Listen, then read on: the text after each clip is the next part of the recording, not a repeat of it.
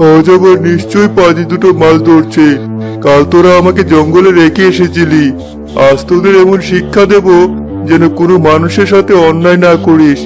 লাঠি, পুকুরে চোর নেমেছে, চোর দুটোকে উচিত শিক্ষা দিয়ে আমার কাছে নিয়ে আসো।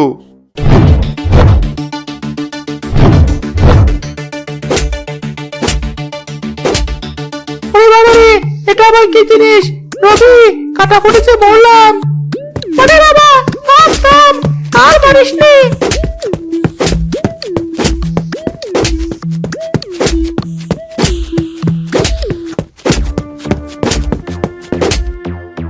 কানা দাদু, তুমি বেঁচে আছো?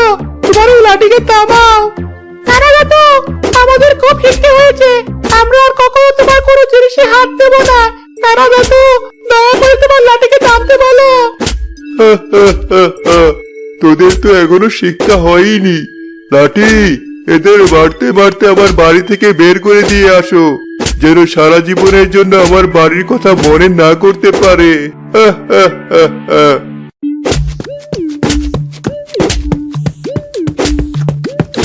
এরপর থেকে কেউ আর কখনোই কানাবুড়োর বাড়ির কাছে আসেনি।